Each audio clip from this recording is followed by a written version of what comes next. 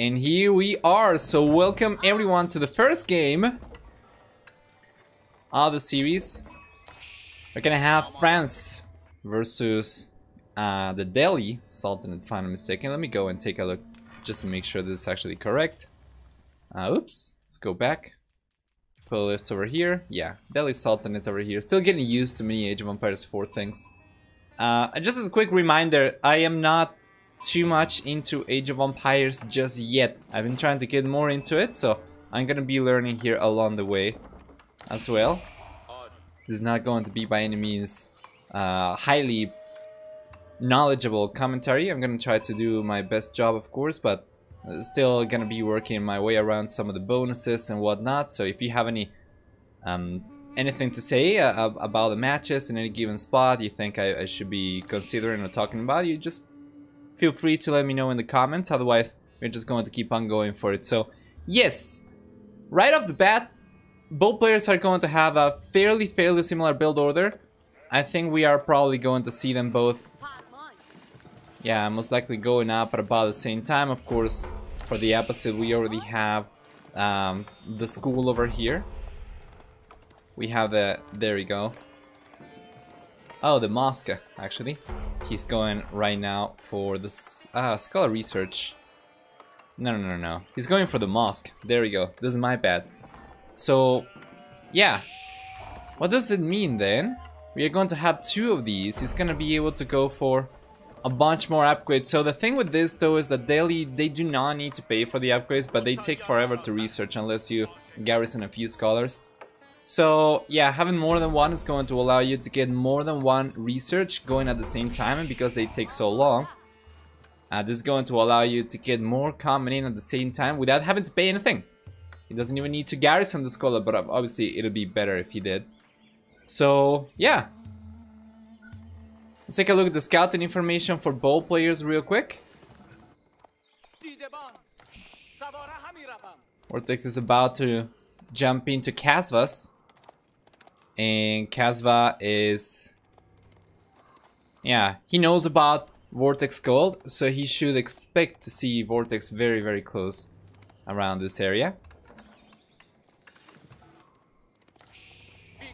Let's reveal everything again. And the FLH is coming up already for Kasva.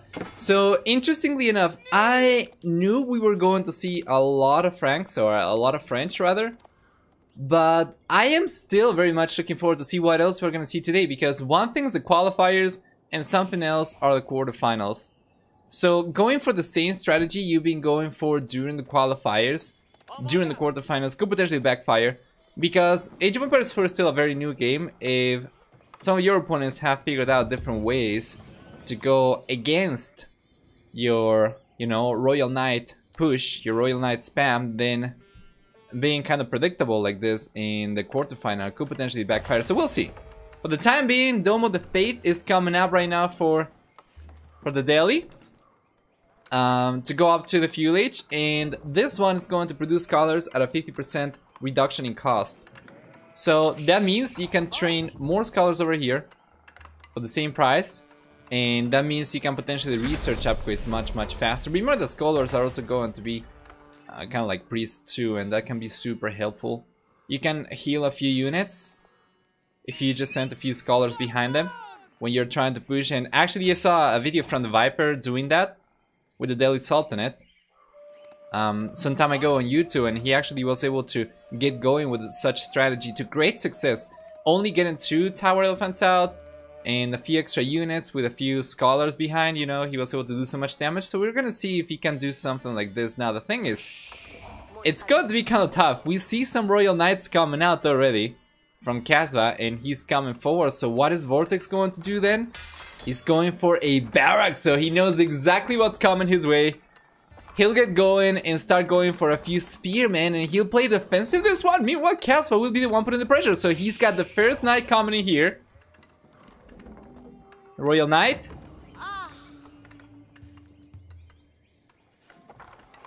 And VortiX, on the other hand, should have a few spearmen already on the way, and he does. He does. Really good job. What else does he have coming out over here? You can go for all the Yeah, there we go. He's going for piety. Increases health of scholars. You can just go for everything basically. You don't really have to worry about which upgrades are the most cost effective with daily, you know. Probably just which ones take the longest, but anyway, that's one villager picked already from Kasva, and that's not going to be the end of it. We see another Royal Knight coming his way, coming VortiX way. VortiX already has a Spearman next to the gold. He's got a Spearman coming in over to the wood. He's got a Spearman already on berries. And now Kasva is going to strike both at the same time, and the Spearman is going to be there. We have both spears against the Royal Knight down south, and over here up north, that Knight is going to end up doing a lot of damage still and pushing all the villagers away from gold, but now the Spearman will push the Knights away. This is a very interesting position. If VortiX can hold on, then I think daily can pay off for him later, but he's got to be really careful. Remember in Age of Empires 4, you can convert the units individually using monks or priest or scholar. You need to be carrying a relic, so that's not going to be an option for him. Let's see. Kasva ends up getting pushed away. Now the thing is, he's bringing all these weak knights back while he sends more, you know, full HP knights forward, so he can still keep on doing more damage, and I'm very sure we could see a villager coming down over here or something. So Sacred Place is coming out right now for VortiX, which is very interesting. That might be a way to go against French. If you can just defend the secret places, you know, with a few scholars and spearmen, then you might be able to get the game like that. He still needs to find the other sacred spots though. I'm not really sure if he knows about it. Let me go and take a look at his vision. He knows about one. He's missing this one down south. If he knew about this one, then yeah, he could potentially... This one, sorry. He could potentially see it. He could potentially go for a Sacred Place victory for sure. Good job from Kasva. It's gonna start taking deer. There we go. Once again, and that's gotta be another villager going down. So many picks over here from Kasva. He's done a great job. And he takes another one. He bails. The Spearman just cannot keep up. And remember, we still have extra Royal Knights around that he can still work with.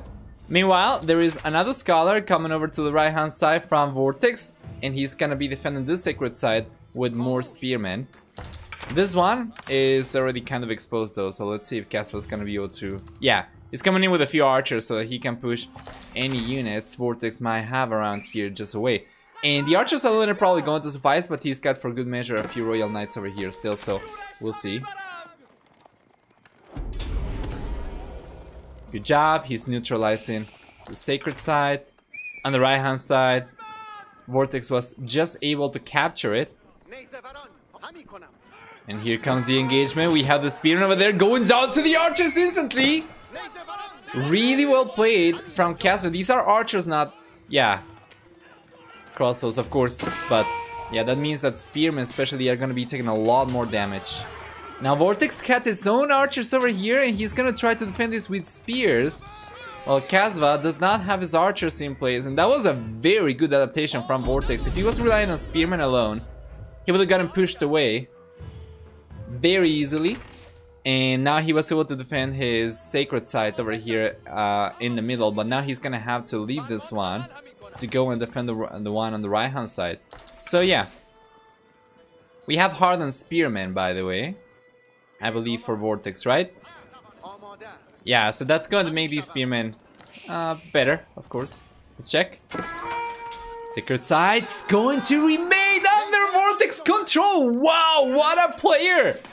I would love to see a few extra Spearmen and more archers coming over to the center one so he can hold on to it as well. He's got an archer over here, but Kasva keeps on sending more units, so VortiX is just going to keep on going back and forth between sacred places, pushing Kasva away. And yeah, remember, he needs to keep control of these places for 10 minutes, but then he's gotta have control of all three. So this one on the left hand side, he still has not scouted, if I'm not mistaken. We're gonna take a look at that right now. Let's see. Yeah, he doesn't know about it, so that's very unfortunate for him. Good job, he's holding on to the sacred places, the sacred sites real well. Yeah. And he's doing a really good job. So this is what I was talking about many players are going to kind of struggle, you know, to come up with ways to counter certain strong strategies early on into the game's life cycle. But right now, what we are seeing VortiX do is take advantage of the extra winning conditions and his civilization, you know, unique quirks to find a viable strat against one of the strongest strats we have seen in the game so far, which is the Royal Knight play from France. So yeah, this is actually pretty good. Let's see. For the archers over here, I'm really sure these are exactly the same. I think, yeah, these are exactly the same. I think we don't have really too many upgrades for VortiX archers just yet. He's gonna have to be careful over here. The Spearmen are taking on the Royal Knights for sure, but it seems like this sacred site could potentially... yeah, he could potentially lose control of that sacred site. Yeah, it's rough. He does not have enough spearmen, so Kasva is neutralizing this one. Up north, he's going to neutralize this one. The center as well, and VortiX is, you know, strat over here doesn't seem to pay off just yet. However, he's just gone to the Castle Age. So let me check. He's got the House of Learning, which grants no immediate bonus other than advancing to the next stage, but contains many unique economic and religious technologies, which once again you're going to be able to research for free. Especially if he garrisons a few scholars, that's not going to take too long for him. I want to take a look at Kasva real quick. Let's check. Because I want to see. Yeah, he's not going up to the Castle Age just yet, and if we take a look at the current resources, he won't be able to go up anytime soon, so now VortiX could be in a pretty good spot. Kasva's gotten he's gotten housed rather at 670 population. Meanwhile, VortiX on the other hand, what is he going to do? He's gonna keep on sending more units forward. Now we have Men-at-Arms coming into the mix. He's got the Scholars going at the Sacred Place once again. Men-at-Arms, man, they're so much better in Age of Empires 4. It's so good. Good amount of archers over here. Remember, of course, that more upgrades are going to keep on coming in for VortiX by the minute. He just finished researching horticulture and the wood upgrade as well, so his economy is going to be stronger, which is going to compensate for some of the villages he's been losing so far, in any case. And yeah.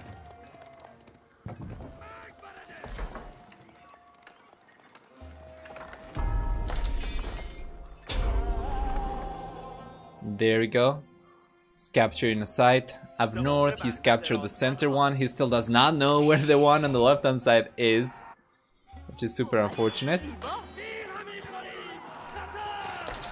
Yeah, we see some more units coming in from Kasva, but now with the Men-at-Arms, that's going to be so much better for VortiX as well. He's going to have a much more reliable meat shield, especially against archers. Not so much against the Royal Knights, of course. Royal Knights, it'll be better for him to go for Spearmen against Royal Knights, but with archers over here getting bonus damage against lightly armored units, then they are so much better against Spearmen than they are against Men-at-Arms. And yeah, there we go. We have some archers over here from VortiX as well, and the Men-at-Arms are struggling, but they should be able to take the Knights down eventually, and they will.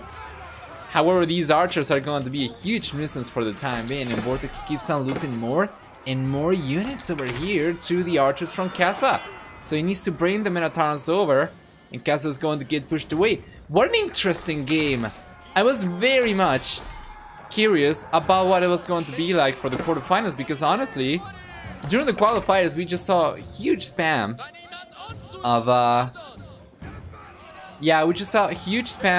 of French Knights, you know, and even some early Knights from the Ruse. So I was very much looking forward to see some more variety, and VortiX 100% delivering.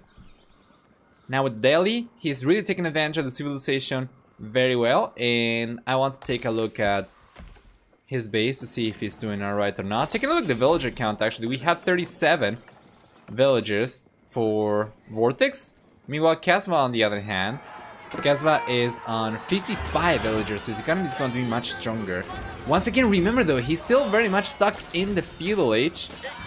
And I don't see him going up to the Castle Age anytime soon, so now this could be really good for VortiX, but you know, he needs to bring more Men-at-Arms in, and he's going to do so. Really good job.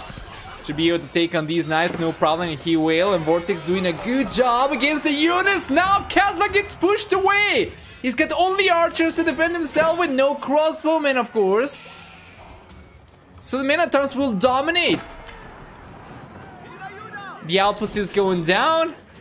Wow, just wow. What a great performance over here from VortiX. Incredible strategy and fantastic execution as well. Even if he did not get Sacred Side victory, it's because he didn't spot the third one. If he had spotted the third one, I'm pretty sure he would be much closer to winning by Sacred Side already. Let's not underestimate Kasva though, of course. He still has a good amount of units. The only thing that's really going to weigh Kasva down is just the fact that he's still in the field age, and basically his strongest unit he can go for, the knights over here, are just not sufficing against a huge spam of Minotaurs coming in from VortiX. So yeah, I think the blue player over here is demonstrating that France or French do not need necessarily to be broken right now. They are counterable, and this might not be the only viable strat against them actually. And we know that Kasva is a masterful French player already, so not that he's from France, but he plays French really well, of course. And yeah, that goes to show there's definitely still a lot more left untapped in AoE4. There's still a lot more left to discover, and VortiX is doing a great job. So let's see if he can seal this one. He's gonna be really careful with the TC, of course. He's gonna be taking a lot of damage over here, but let's see if he can clean up the knights. He cannot do it. He's gotta be very, very careful over here. Yes. Keeps on roaming around, by the way, with a few royal knights, in hopes of finding extra units. And he's trying to neutralize the sacred site over here on the right hand side. We have nothing for VortiX. Yeah, we have nothing from VortiX to stop this. He's just gonna try to win right now by sheer military control. So yeah, as long as Kasva cannot go up to the castle age, VortiX should be on the lead over here for sure. And I see him very well on his way to win game number 1, I think. Hey Bossimir, how are you doing? Hi. Welcome, welcome. Welcome back, hope everything's going alright.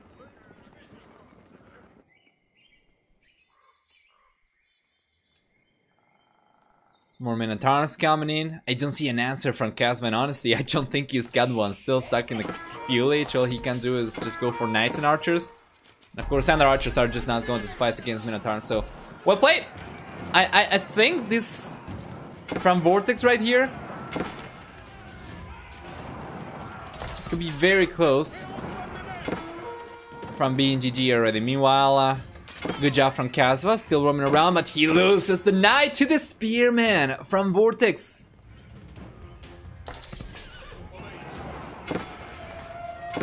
Are your YouTube live VODs deleted after the cast? I can't find it. I switched the previous one to private so that I can separate the videos or the broadcast into individual videos, but in the end I only had time to do it for one of the games.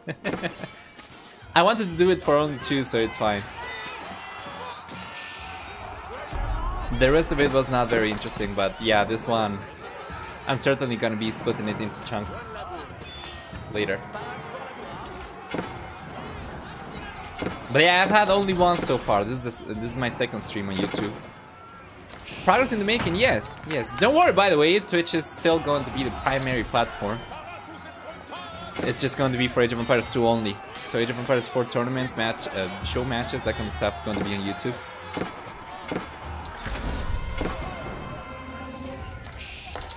There we go, now we have all sacred sites for VortiX and Kasva. Honestly, cannot even push VortiX away from the TC, so we might see this TC go down, as Minotaurs are doing a really good job putting damage up. Yeah, and I mean, Kasva doesn't really have much of an economy right now. Out of 53 villagers he's got 12 of these idle. Those are not going to suffice to protect the TC, so TC should go down, and I don't think he's got another one. No, he does not have another TC. So with this one crumbling, I wouldn't be surprised to see Kasva call the GG right away, as he just cannot defend this, and obviously his economy is going to suffer. So yeah, there we go. The GG is called, guys, and that's gonna be 1-0 in favor of VortiX. Doing a really good job over here. Let me update this. That's 1-0 for VortiX. Well played. Let's go and take a look at the stats real quick. There you are. For military, in the end, it was a very nice KD for VortiX. Managed to get a close to 4-3 KD ratio. For economy, on the other hand, he managed to collect the most out of everything, except for stone, which nobody collected. Yeah, good job. Well played. Let's go back, and we're gonna wait for game number 2 to begin. Let's go for it. Let's reveal all. And there we go. VortiX is already going for the TC. What is this map, by the way? Mongolian Heights. Yeah. So we are going to have plenty of cliffs around here, right? Yeah, we will. We will. Perfect. Kasva is gonna be playing as a Delhi Sultanate himself. He's got already, there we go, the mosque, so he can go for scholars. And VortiX, on the other hand, is just gonna be chilling for the time being, gonna be pursuing his standard build order.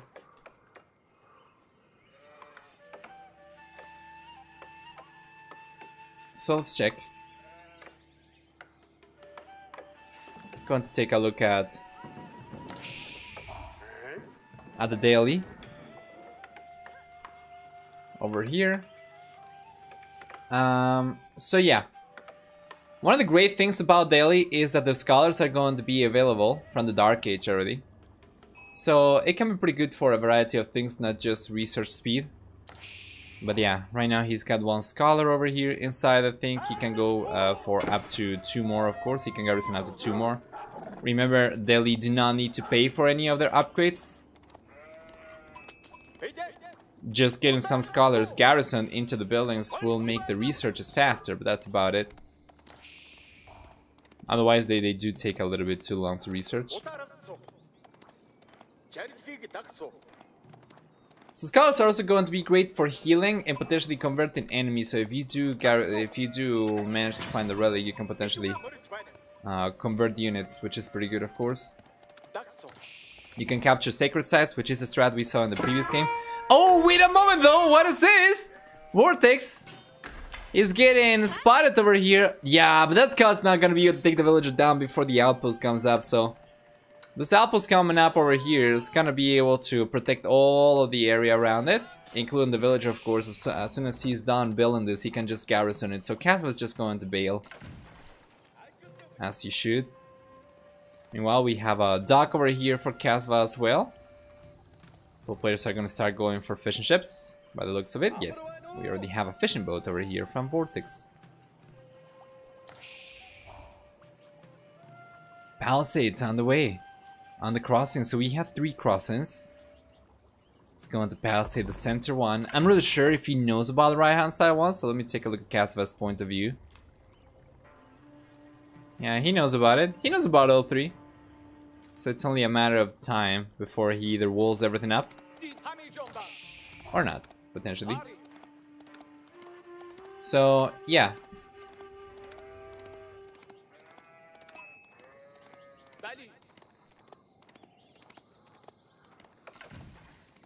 At this point, we have plenty of lumberjacks, we have plenty of woodworkers over here. We are getting very close to the time I'm expecting both players to go up to the field age already. For the time being, Kasva is not thinking of it. Doesn't seem like VortiX is thinking of it. We don't have enough food just yet. Oh, there we go. Alright. Wow, Kasva's gonna start attacking already.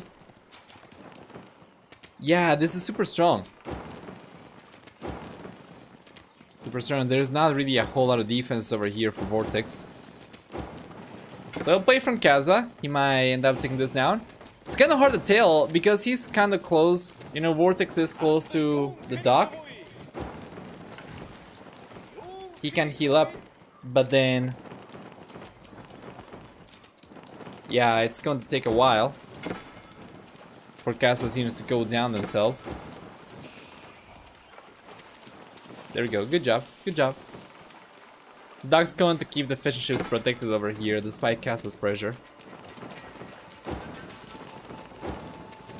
And the outpost over here as well, of course, is going to be pretty good. He's got 3 villages. And yeah, there we go. 1 scout garrison over there. So he does provide some good defense to the fishing boats, and that's going to keep him alive for the time being. Well played from VortiX over there. He is going for a second outpost over here, which is pretty good. That's going to double his defense potential, of course. Is anybody thinking of going up already? Not just yet. Not just yet. So just blocking the crossing, and then we're probably going to see both players try to fast castle, which is pretty interesting for sure. Good job from Kasva, by the way. Yeah.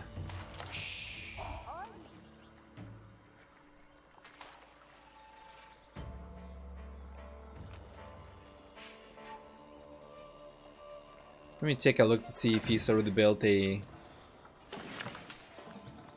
Yeah, there we go, a mill.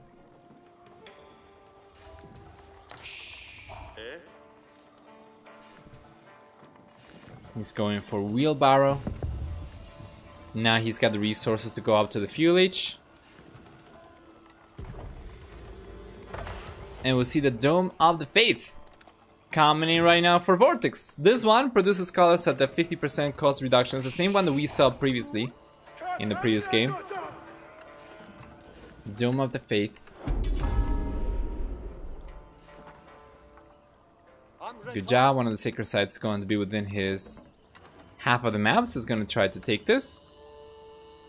Meanwhile, VortiX on the other hand, yeah, is going to have the other sacred site on his side of the map. So yeah, that's already pretty good. I love what VortiX is doing over here, by the way. He just keeps the villagers at hand, taking the shorefish, so he can garrison these inside the outpost and potentially keep on protecting the fishing ships. However, Kasva's going for an outpost over here next to the fishing ships. For the time being, he's not really able to do too much damage. Yeah, I'm not really sure what happened over here. It seems like VortiX tried to go for a dock and decided against it in the end. But anyway, VortiX is already in the feud, so he actually beat Kasva to it. And let me see what he's gone for. Did he go for deer stones? Yeah, he went for the deer stones. So he's moving around.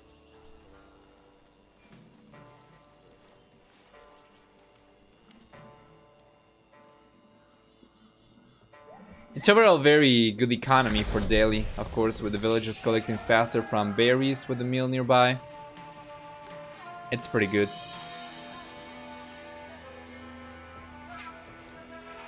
Making use of the stronger fishing ships over here is also pretty good, of course, for Mr. Kasva.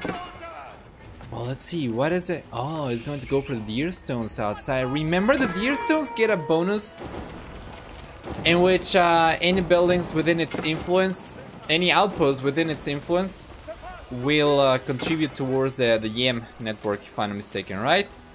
The YAM network, sorry. So let me take a look at VortiX over here. We select this one. So yeah, he's got enough range to to affect this one. Not so much that one, but still, it's pretty good. The YAM network is going to make units better.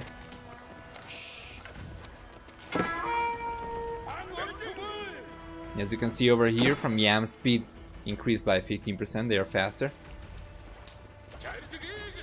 which is pretty good. And Age of Empires 4, I'm not really sure exactly how much better that's going to be compared to standard units though. With ranged units in any case, because you cannot really, like, you move faster. Yeah, okay, there we go. So he had faster attacking units over there for a moment. Remember that that's also going to be part of the YAM network. And yeah, there we go. It's got a cooldown. Oh, actually, the faster firing is not from the YAM network, just the movement speed. But yeah, on Age of Empires 4, I'm not really sure exactly how useful that is, given that you cannot really dodge any arrows.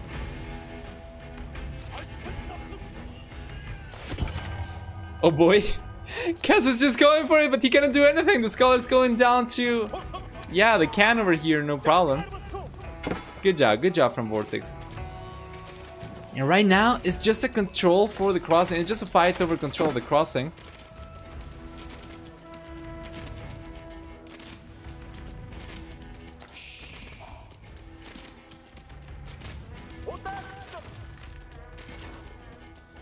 Let's see.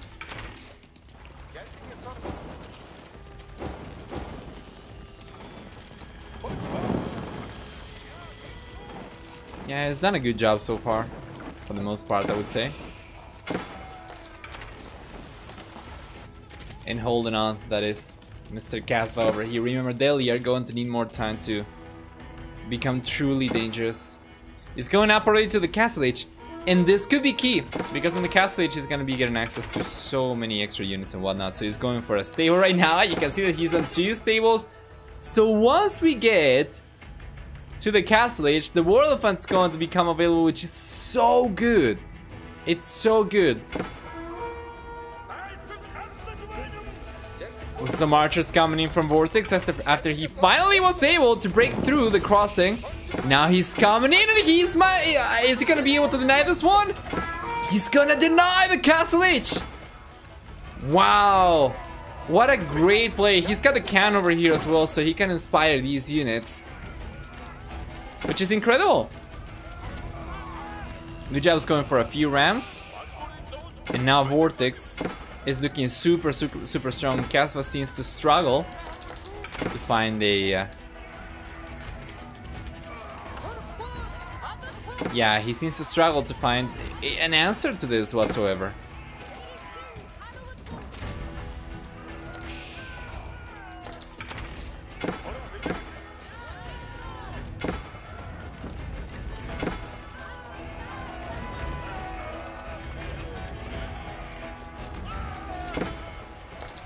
Good job. Yeah. The House of Learning is going to remain over there. Foundation state for the time being, half built.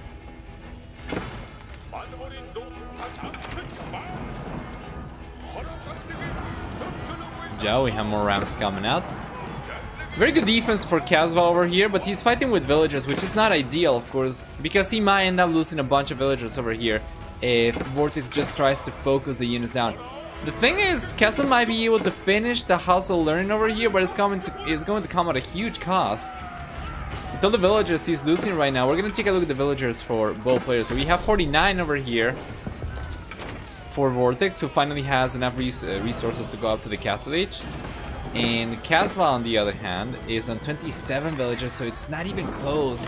He finished the House of Learning, he got to the Castle Age, but what is the plan next? What is he going to go for? What is he going to do? He's got the stables over here, he's producing Lancers. Yeah, he's got Horsemen coming out, and he's going for Lancers as well, which are going to be kind of like Knights. Yeah, and he pushed VortiX away, but I think that might be enough. I think that might have been worth it for VortiX. You can see for score, he's significantly ahead.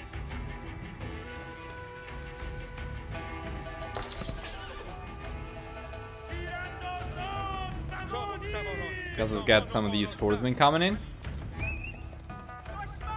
Let's see if he can find a few villagers. He certainly needs to pick a few vills just to catch up in economy, otherwise he's just going to be so far behind. Castle Age is here, by the way. We have the step red boat redoubt, sorry, red boat redoubt over here for Mongols, which is like a gur, but yeah, any gold dropped over there is going to increase by 50%, so he's built it right next to the gold vein, which is pretty good, of course.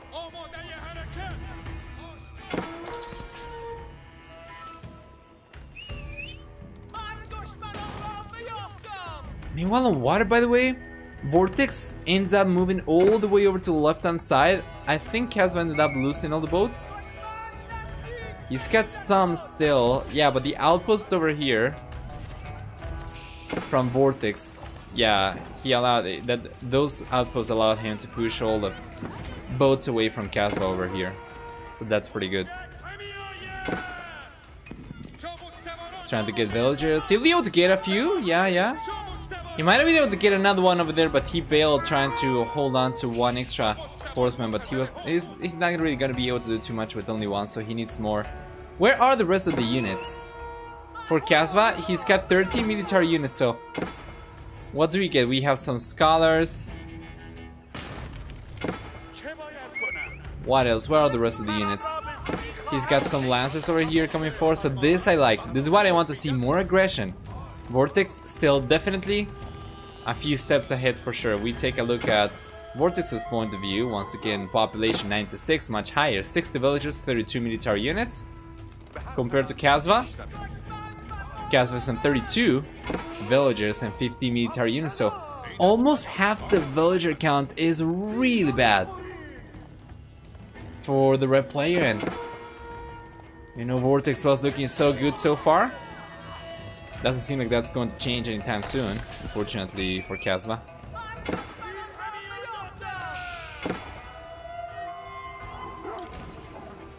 It's a lot of archers coming in from the blue player, by the way.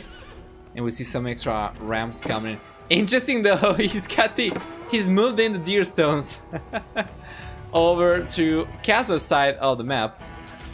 Let's take a look at the raid over here to see how many villagers he can take down. We're gonna take a look at VortiX's villager count. He was at 60 a few moments ago, now he's down to 53. So that's pretty good damage, but it's going to be just the very beginning. He needs to keep on taking a lot more villagers down. And it's a big struggle right now for Kasva. Yeah. 50 villagers, 48 villagers. This is good though, this is good. If he could get another raid like this going again, he might be able to reduce the villager count enough to catch up, but for the time being, it's still going to be very much playing on the back foot.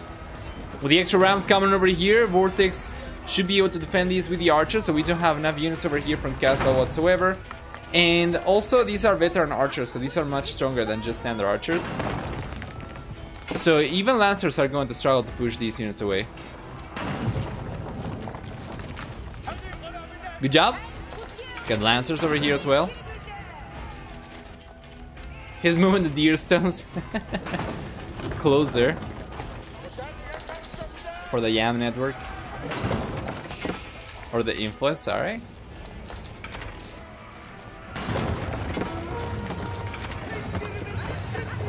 He's taking one landmark down already.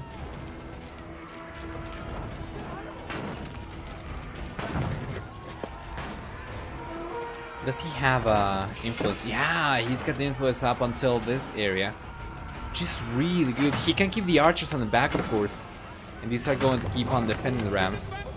They're going to be affected by the network.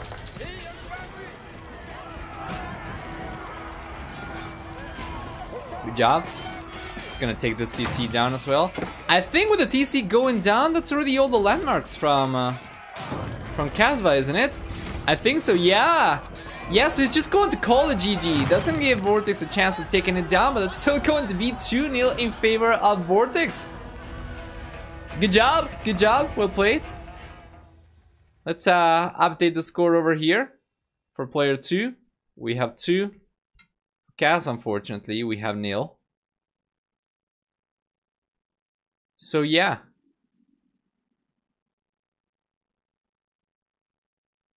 Let's go and take a look at the achievements real quick. Let's go to stats. We can see from the fuel age already, Kasva started falling behind. And VortiX did really well in keeping up with his villager count, with the fishing ships as well. He was able to hold on against daily turtling, which can be super deadly, of course, as well. And for everything, he managed to get a higher score, more resources of everything except for food collation, which was slightly higher for Kasva. He managed to get so much more wood, so much more stone, significant amount of extra gold as well, and the overall KD was better for VortiX as well, which is pretty good. So let's go back, and we're gonna wait for game number 3.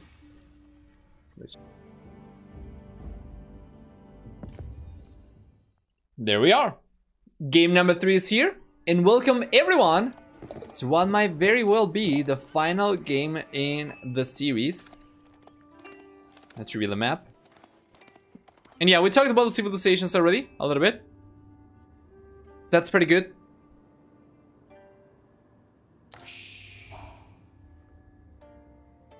Let me check something real quick right now. Just want to make sure the stream quality is decent. Let's actually bump this up a little bit. Yeah, so now stream quality should increase slightly, which is good, of course. If you are having any issues, you can always decrease quality on your end.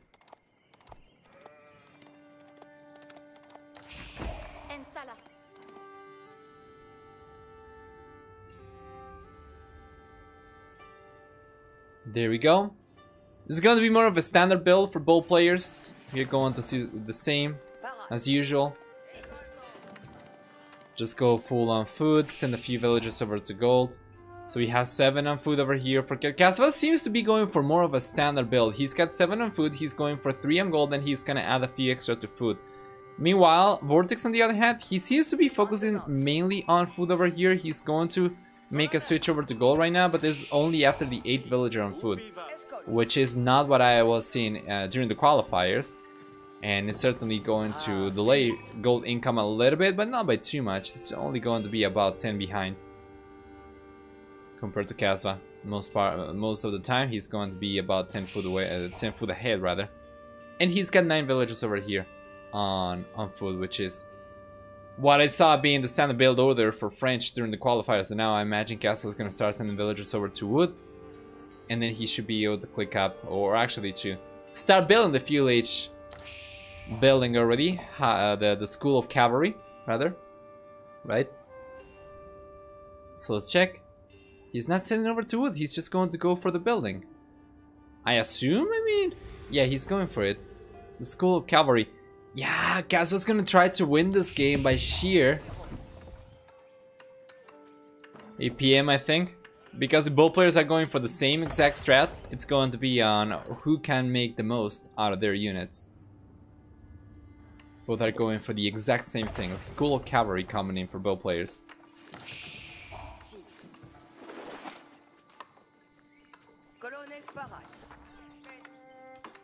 Let's see.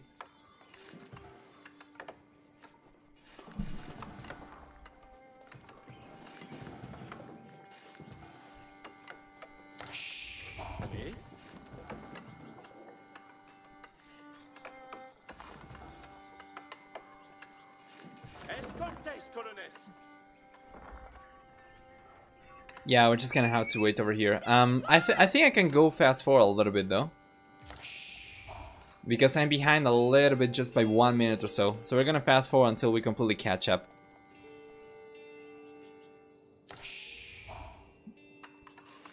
Oh, we have a bunch of extra villagers over here, do we? We have 4 villagers over there for Kasva. Over here. Yeah, we have 4 villagers right now for VortiX going for the building. After he's made the switch to wood, now he's gonna be adding extra villagers to the School of Cavalry. So, on paper, Kasva should be able to start going for knights right away. You can see. He's got it. But the defender's advantage should allow VortiX to hold on and defend himself just fine. Now, the thing is, if you're gonna be playing defensive, you can still end up taking a few losses. So, anyway, we are almost completely caught up, by the way. Just a few seconds behind, so I'm just going to leave it fast forwarding.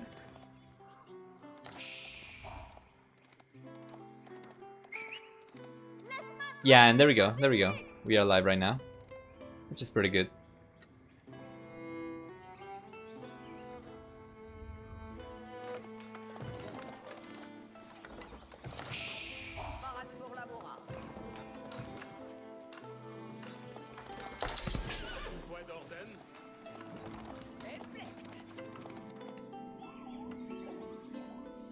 There we go, more knights coming out from Kasva.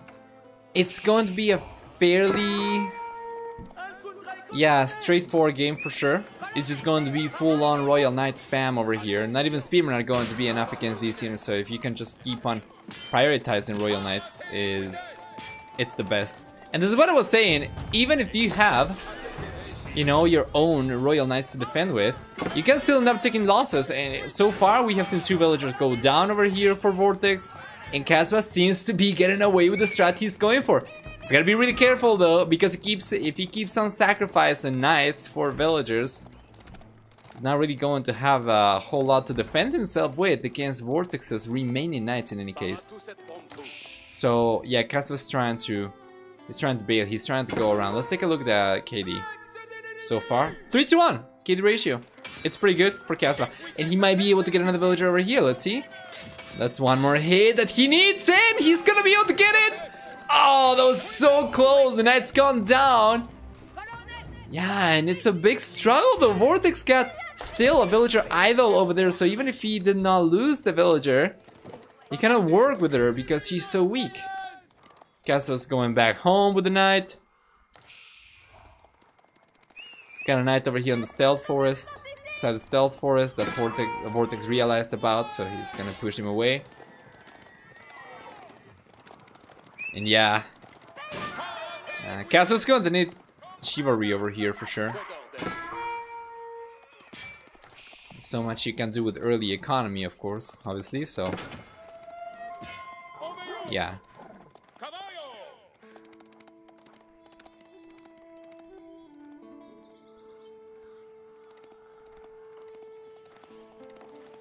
Well played.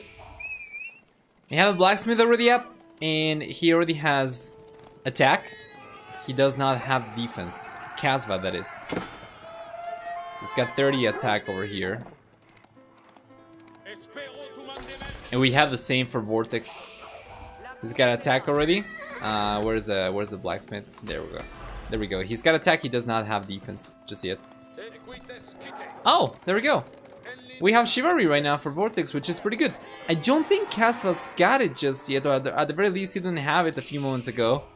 No, he doesn't have it yet. Is he going to ignore it?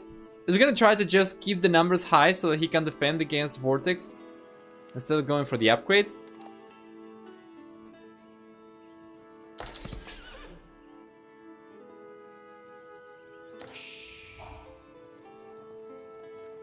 He's not going for any other upgrades either.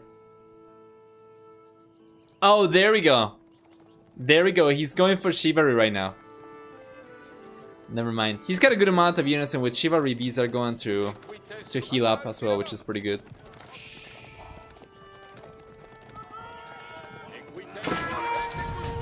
Good job. That's a good one for Kasva. He had a lot more units over there. So charge attack was overall better for him too. He managed to chunk a lot of HP out of VortiX's units. And now Kasva's coming in. Let's take a look at Kasva's point of view as well. Oh, he just finished researching chivalry as well. So now these units are going to heal.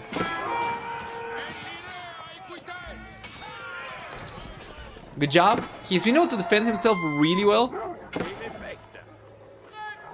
And he's not really lost any villagers. Which means that the KD over here is still going to remain in Kasva's favor. All the lost units he had over here were military units as well, so he's been able to take villagers now, which is pretty good. And it's going to be better, of course, than taking military, but he's got to be careful. That's a villager going down from Kasva. VortiX is trying to come back.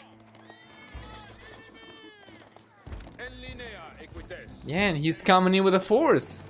Kasva, though, now with chivalry, he can keep on roaming around. As long as he does not take any unfavorable engagements, he should be able to keep all these units alive and recover an HP by the minute, of course, which is pretty good. So he can potentially take a few extra villagers down over here. VortiX does not have enough defensive knights whatsoever. Let's actually take a look at the population, military, and villager count for each place. So we have 36 and 12 for Kasva. Meanwhile, VortiX, on the other hand, he's got 36 and 9, so he does not have as many military units as Kasva, but he's got the same villagers. He's got the same amount of villagers, which is interesting. And I don't see a second DC over here for VortiX, so I think he might have just gotten a few extra villagers from Kasva, and Kasva might have gotten a little bit of idle TC time. Just going to leave them both on the same villager count in any case. We don't have... Oh, never mind. We had textiles over here. So that's why Kasva has the same villager count, right? No, we have textiles for VortiX as well, so it's for both players. It's here for both players. Good job, VortiX is going away. Kasva still has a good amount of units. but he does not have the lead that he had a few minutes ago anymore. Good reaction over here from VortiX as well. He garrisons the village inside the outpost right away.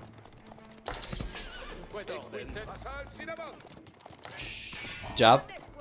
Yeah.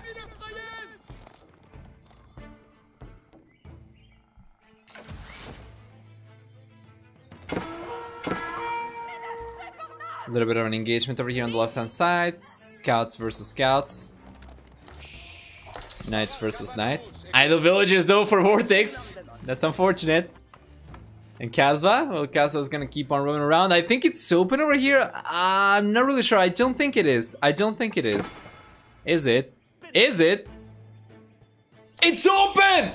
Kasva's coming in and VortiX is not expecting him because he's got the palisades already. This can be huge. Kasva can do so much damage on the right hand side. We have a very nice raid coming in from VortiX over here, and Kasva does not have enough space on the outpost to garrison all the villagers, so this could be really good for Kasva. He's going to end up raiding the crap out of VortiX as well. Both players going for the counter raid. We're going to be taking a look at the KD over here. So far 6-5, a little bit lower than that for Kasva right now. It's going to be 14-12, so 7-6 KD ratio. And Kasva, come on, man. I don't think he's gonna be able to take the TC down, so he's gotta get out of here. He's gotta get out of here, but he can still keep putting the pressure up. What I would like for Kasva to do is just keep on roaming around and try to find more damage as opposed to trying to stick very close to the TC. VortiX has got his own counter raid going over here, but he does not have anywhere near as many units as Kasva. And because the red player is going for extra outposts over here, those are going to allow him to protect the rest of his economy. Meanwhile, Kasva pretty much has open doors over here, so to say. It's got an open entryway into VortiX's economy, as VortiX simply does not have enough outposts to protect himself. Like one outpost around here would be ideal for him. Around this area, potentially another one over here so he can protect the farmers, the gold miners. That'd be pretty good. So here comes Kasva again, and VortiX still has not realized about this. Let's take a look at the scouted information. Yeah, he's got no idea. Doesn't have the slightest clue. VortiX going for hardened spearmen, but we have seen how spearmen do it with knights before. They are cost effective, but they are just not going to be strong enough to defend your economy, and that's a lot of villagers going down. VortiX is on 31 villagers, 30 and dropping. So many villagers going down, man. So much damage over here from Kasva. It's a lot of knights coming in over here from VortiX to defend himself with, but damage done. He's already lost these villagers, and Kasva is just going to bail. I mean, there's nothing really forcing him into taking this engagement. So VortiX cannot really punish Kasva's push over here. He's gonna be left on 27 villagers. Meanwhile, if we take a look at Kasva on the other hand, he's on 41 villagers. This might just be the first game going in favor of Kasva, guys. Let's check.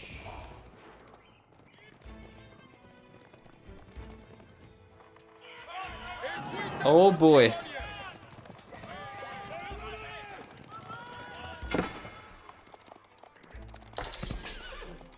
It's not really the best.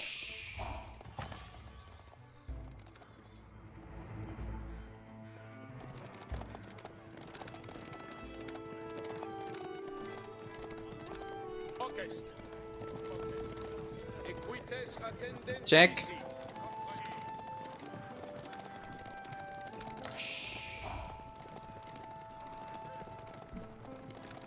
Man, VortiX needs to do like a serious amount of damage very soon. It's going to be kind of similar to Kasva's position before. He had some Lancers coming out doing some damage, but it was just not enough. Now let's see if VortiX is going to be able to do any damage whatsoever.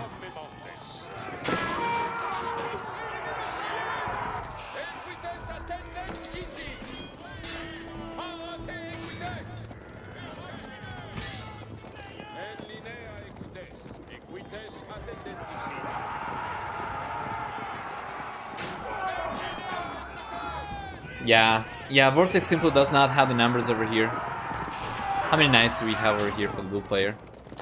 He's got 10 knights. Kasva's got 16 over here to work with.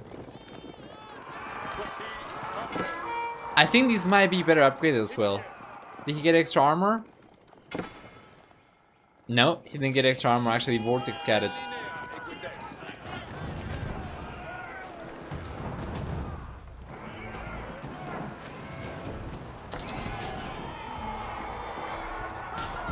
Yeah, there was a spearman inside the outpost, so that's not gonna be worth defending for sure. Good job. Take a look at Kasva's confidence, by the way. He's got a bunch of villagers around the map. He cannot garrison all of these, but he's taking... What is he taking? The boar over here? Yeah, he's taking the boar. Well played. He's feeling confident. He could potentially end up losing up to 3 villagers over there, but he's doing a good job. Kasva might be able to get a bunch of extra villagers over here. We're gonna take a look. Right now he's got 49 villagers. Taking a look at VortiX on the other hand. Yeah, he's on 36 villagers. 13 villagers less compared to Kasva, and that's going to get a lot worse right now! With all these villages going down from VortiX. You know, he's going for the counter raid over here, but once again, Kasva's done a really good job getting the outpost up. So he can just defend his economy, and it's not going to be possible for VortiX to do anywhere near as much damage as what Kasva is doing around here. Yes, that's gonna be GG. Well guys, Kasva takes the first game on the series over here. Takes his first point in the series, rather. Sorry. Let's update the scoreboard. That's going to be 1 for Kasva. Good stuff.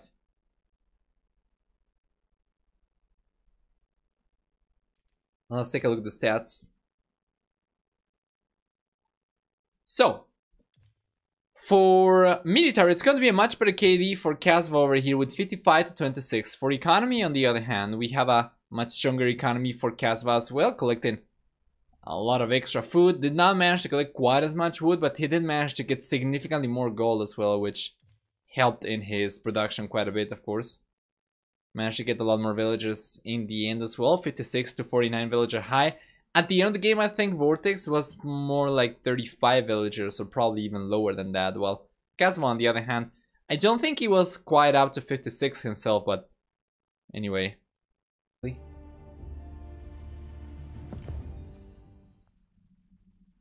Alright, welcome everyone. I think we are going to fast forward until we are completely live, because we are about 50 seconds behind, 40 seconds behind actually. Not too shabby, not too shabby, not too bad. But yeah, anyway. Welcome you guys, welcome everyone to game number 4. Once again, match point already. This could very well be the last one of the series, but what map is this? We have Boulder Bay, rather. There's plenty of fish around. We can see the VortiX already going for a dock over here. Meanwhile, where's Kasva? Kasva's playing yellow this time around. Wait. What? Huh. Interesting. Well, regardless. Yeah, Kasva playing with Viper Scholar. Maybe that's going to help. He's got his own dock over here as well. If we had, you know, the daily, as we had before, that could have been good actually, but we don't. So what do we get over here? We have VortiX going for fishing ships over here. Kasva has him beat to the punch though. He's got 2 fishing ships out already. Yeah, and the great thing about this though for Kasva is just the mobility of his civilization. He can just back the TC up later and move it away from the shoreline if he gets pushed away from water, which is just not going to be a possibility for VortiX whatsoever. Yeah, VortiX is already kind of far away from water, which means that he's not going to be able to collect from fish. He's only going to be able to collect from sheep over here. He's going to make a switch over to gold. Yeah, he's just going to be relying on the fishing ship, so he does not need too many villagers on food. And the same can be said for Kasva over here as well. He does not need too many villagers on food. Brings a few extra sheep, but he does not need to take these right away. Of course, necessarily with all the villagers, he's just gonna be relying on fishing ships. Meanwhile, VortiX is getting some good scouting information. I feel like this is one of the more predictable maps in the sense of, you know, your opponent's just going to be on the other side of the lake, but yeah, I guess there's still some room for scouting, right? You still want to see where your enemies' golds are going to be, where your enemies' stones are going to be. Where they have placed their dock, maybe, without having to send a fishing ship forward too. So yeah, this stage both players are just chilling, going for extra food. VortiX has gone for a 4th fishing ship, while Kasva hasn't. Oh, he has, my bad. He's got one up north over here. As a matter of fact, he's got 5. So never mind, it's going to be 5 for both players. Okay, it's going to be the first one going up to the fuel age. Let's take a look at the income stat over here. Income per minute seems to be a little higher for Kasva. Current resources seems to be a little bit higher for him as well. So I think it's going to be able to go up to the fuel age a little bit sooner. He's got already enough gold to go for it. Meanwhile, VortiX on the other hand, keeps on going for more fishing ships. So does Kasva? No, Kasva's just going for 5 and then he stops there. So he's just going to try to go up and he's got the buildings already. So he's going to go for the silver tree! Wow! We are not seeing deer stones over here. Well, the silver tree is going to act as a market. And it's got cheaper traders, so that can be really good, of course. There we go. Let's see what happened over here, I think. Where's the scout? Where's the can? Here's the can. Yeah, he's trying to do a little bit of damage to the villagers. For the time being, he does not really have too much attack, only 2. But yeah. The silver... Yeah, there we go. The silver tree over here acts as a market and can build traders 50% faster at a 50% reduced gold cost. So I don't think he's got the... Yeah, the Ovu is a little bit too far away, but it's fine. All he's got to do really is finish building this and then he can pack it up. I have no idea how you pack this foundation up, but yeah, he can pack it up. He can move it closer to the Ovu, right? Like what he's doing with the barracks right now. And then that's going to allow him to train 2 at a time.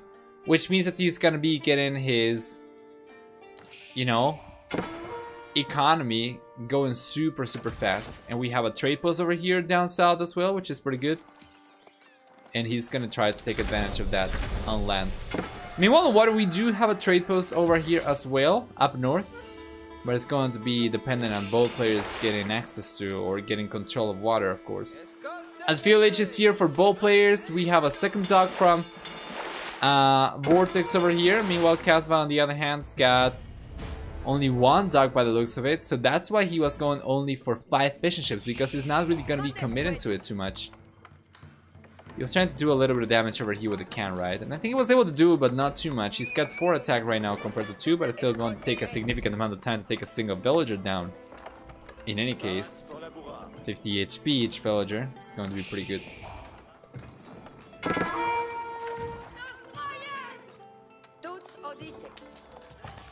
Yeah, it's fine. It's just going to move away. We have a few spearmen for Kasva. He's going for an outpost as well.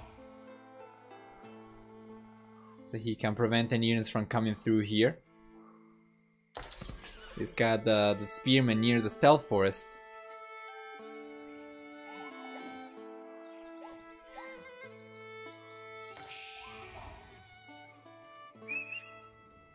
Let's check.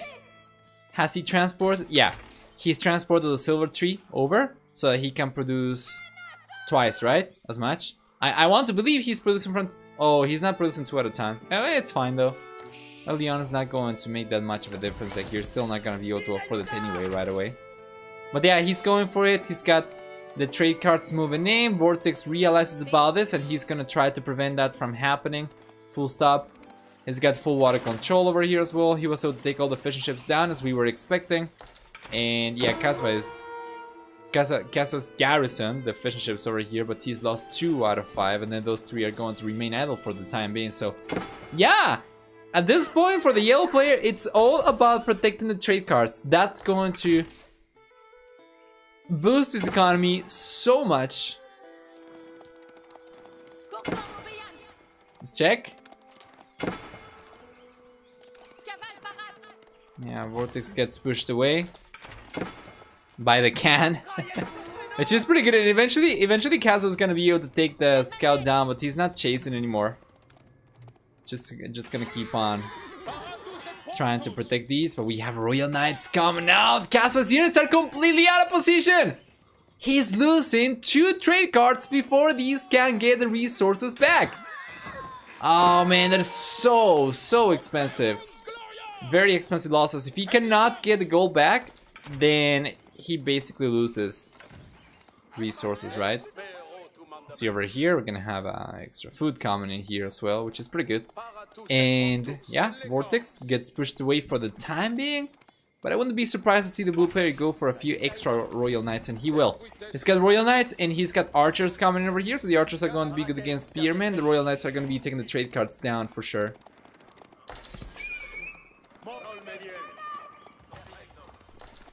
Good job.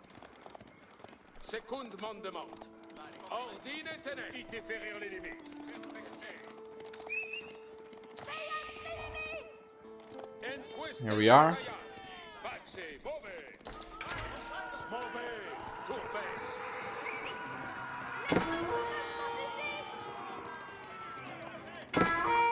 Yeah, that's pretty good. That's pretty good push from VortiX. Let's see if he's gonna be able to make this one work. Basically, at this point, Kasva is in a need to defend his trade. If he cannot defend his trade, then it's gonna be kind of over, because he got pushed away from water, which means economy is going to be so much better for VortiX. As a matter of fact, let's take a look at that real quick. We have 48 economic units for VortiX over here. Kasva, he's got 41, many of which are trade cards, which are not going to pay off until he gets resources back from trading.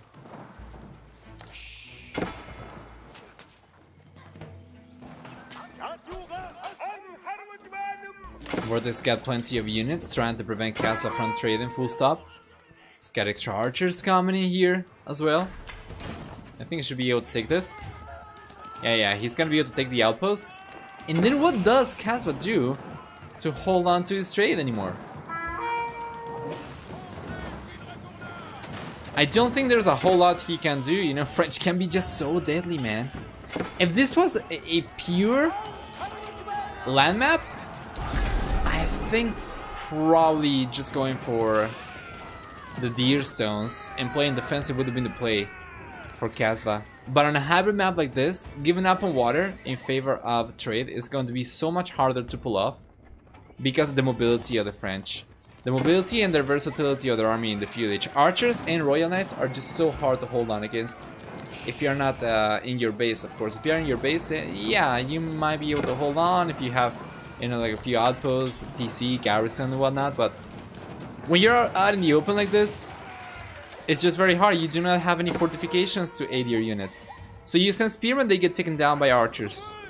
And then what else do? You go for Magmadai? That's going to require a lot of numbers, which you don't have the resources for, as you were spending all your economy into trade cards, which is very unfortunate. So I do appreciate Kasva's strat over here, and as always, I very much like to see some variety in strategies. But you gotta hand it to VortiX. He's just played this one masterfully. He's been able to deny trade. He recognized Kasva's strategy as soon as he recognized Kasva not committing to water, and then he adapted masterfully. Now it doesn't seem to me like Kasva's gonna be able to do too much to prevent this push from probably even taking the TC down. I wouldn't be surprised. I mean, he can pack it up and move it away, but that's not going to be any better than having it idle indefinitely, right? Which is still almost as good for VortiX as actually destroying the TC. So yeah, here he comes. Here comes VortiX, and we have horsemen, we have spearmen. Once again, that's not gonna suffice. He needs to split the units up, but he cannot do it because VortiX knows exactly what's up, and he's paying attention. Yeah, let's bring all the cavalry back towards the archers, defend the cavalry against spearmen as well. Yeah, and he's going to defend the archers against horsemen with his own knights, obviously. So this is really good for VortiX. Now Kasva's gonna try once again to take this, but very good job from VortiX, targeting the spearmen individually. So now he's going to be only left against horsemen. And as this is line melee as well, the archers are going to do so much damage against those, on top of the damage that the that the Royal Knights are dealing. So, yeah, I think this might just be over, guys. But the villagers unable to take the Rams down because of all the archers, because of all the knights, with the TC being under pressure over here. Kasva's just going to call it GG. So, guys, that's going to be the first series of the day. VortiX up 3, Kasva 1.